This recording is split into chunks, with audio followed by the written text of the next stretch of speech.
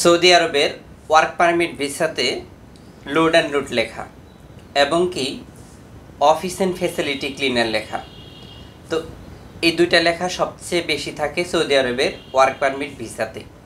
তো অনেকেই আমাকে প্রশ্ন করছেন, জিজ্ঞেস করছেন যে ভাই আমার ভিসাতে লোড অ্যান্ড লুট লেখা, কিন্তু এজেন্সি বলতেছে আমাকে ওইখানে গিয়ে ড্রাইভিংয়ের কাজ দেবে অথবা ফুড ডেলিভারির কাজ দেবে। তো আমি ওইখানে গিয়ে কি লাইসেন্স বানাইতে পারবো কিনা অথবা অন্য কোনো কাজ করতে পারবো কিনা যদি আমার ভিসাতে এরকম লোড অ্যান্ড লোড বা অফিস ফ্যাসিলিটি ক্লিনার লেখা থাকে।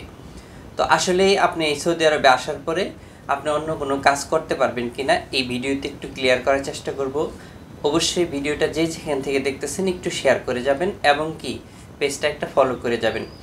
আর বিগত দিনে আমাকে যে পেজে দেখছেন ওই পেজটা হলো কোম্পানি সাসপেন্ড করে দিছে, যে কোনো কারণে হয়তো এটা হয়তো ফেসবুকের পলিসির কোনো আমি হয়তো খেলাপ করছি, যার কারণে ওই পেজটা হলো সাসপেন্ড হয়ে গেছে। এখন এটা হলো আমার নতুন পেজ। তো এখানে সংযোগ থাকবেন সবাই, ইনশাআল্লাহ এখান থেকে আপডেটগুলো আপনারা পাবেন। তো কথা বলতেছিলাম, এই যে সমস্ত ভাইরা জিজ্ঞেস করছেন যে ভাই লোড অ্যান্ড লোড লেখা, দালাল এবং কি এজেন্সি আমাকে বলছে যে লোড অ্যান্ড লোড লেখার কোনো সমস্যা নাই, তুমি সৌদি আরবে গিয়ে লাইসেন্স বানাইতে পারবা, অন্য কোনো কাজ করতে পারবা, ড্রাইভিং করতে পারবা। তো আমি যেহেতু সৌদি আরব থেকে অনেকে জিজ্ঞেস করতেছেন, তো আসলে আপনি কি করতে পারবেন কিনা। দেখুন, প্রথমে আমি আপনাদেরকে ক্লিয়ার করি এই যে লোড অ্যান্ড লোড এবং ক্লিনার মানে অফিস অ্যান্ড ফ্যাসিলিটি ক্লিনার কেন লেখা থাকে আমার আপনার ভিসাতে। লেখা থাকার কারণ হচ্ছে একটাই, সৌদি আরবে সবচেয়ে বেশি মানুষ আসে অদক্ষ, যারা হলো কোনো কাজ জানে না, তারাই হলো এই সৌদি আরবে সবচেয়ে বেশি আসে। আমি বলতেছি না যে কাজ জানার লোক একেবারে আসে না, কাজ যারা জানে তারাও আসে, কিন্তু বুঝে শুনে যারা আসে তাদের বিষয় আলাদা। তো সবচেয়ে বেশি মানুষ আসে অদক্ষ যারা, তারা। তো যার কারণে হলো ওনাদের ভিসাতে লেখা থাকে লোড অ্যান্ড লোড এবং কি অফিস অ্যান্ড ফ্যাসিলিটি ক্লিনার, দুইটার থেকে একটা লেখা থাকবেই। কারণ হচ্ছে আমরা অদক্ষ হওয়ার কারণে এই ভিসাতে এই লেখাটা থাকে।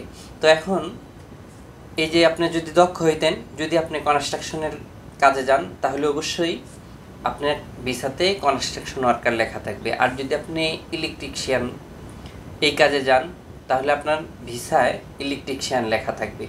আপনি যদি দক্ষ হয়ে থাকেন, বাংলাদেশের যদি সার্টিফিকেট যদি থাকে সেইগুলো ইস্যু করে যদি আপনি ভিসা নিতে পারেন, তো অবশ্যই আপনি যেই কাজের উপরে সৌদি আরবে আসতে চাইতেছেন সেই কাজের উপরেই ভিসা হবে। তো বেশিরভাগ মানুষের সার্টিফিকেট নাই, যার কারণে ভিসাতে লেখা থাকে লোড অ্যান্ড লোড এবং কি অফিস অ্যান্ড ফ্যাসিলিটি ক্লিনার। তো এই যে অফিস ফ্যাসিলিটি ক্লিনার আসার পরে আপনি সৌদি আরবে যে কোনো কাজ করতে পারবেন, কোনো সমস্যা নেই, আপনি এখন বর্তমানে করতে পারবেন। লোড অ্যান্ড লোড এবং অফিস অ্যান্ড ফ্যাসিলিটি ক্লিনার যদি লেখা থাকে আপনার ভিসায়, তো আপনি সৌদি আরবে যে কোনো ধরনের কাজ করতে পারবেন, কোনো সমস্যা হবে না।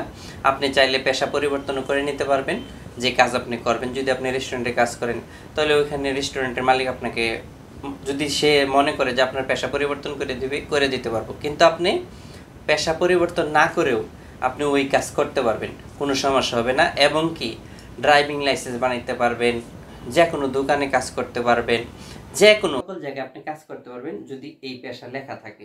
আমার প্রায় ভিডিওতে আমি সবসময় বলার চেষ্টা করি, অফিস অ্যান্ড ফ্যাসিলিটি ক্লিনার্স বা যেটাই লেখা থাকুক না কেন, আগে দেখবেন আপনার কোম্পানি কোনটা।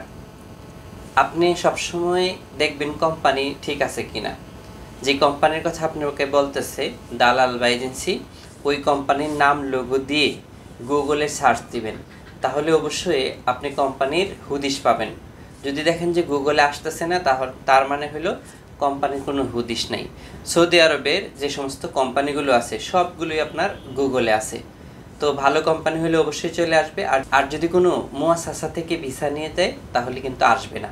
তো ওইখানে যাওয়ার পরে আপনি এই কাজ জোগাড় করে নিতে হবে, অথবা এই 3 মাসের ইকামা দিবে, এরকম হবে আর কি। তো যাই হোক, পরিশেষে আপনাদেরকে বলতে চাই, যারা লোড অ্যান্ড লোড এবং কি অফিস অ্যান্ড ফ্যাসিলিটি ক্লিনারে সৌদি আরবে আসতেছেন, কোনো চিন্তা ভাবনা করার দরকার নাই। শুধুমাত্র আপনি দেখে আসেন আপনার কোম্পানি ঠিক আছে কিনা। যদি কোম্পানি ঠিক থাকে তাহলে আলহামদুলিল্লাহ আপনি চলে আসেন। আর যদি আপনার পরিচিত কোনো লোক নিয়ে আসে সেটার বিষয়ে আলাদা, একেবারে ভিন্ন কথা। তো আপনি দক্ষ হয়ে থাকলে অবশ্যই ওই পেশার উপরে আসার চেষ্টা করবেন, সবচেয়ে ভালো হবে সেটাই। তো সকলকে আবারও রিকোয়েস্ট করবো ভিডিওটি শেয়ার করার জন্য। আল্লাহ হাফিজ।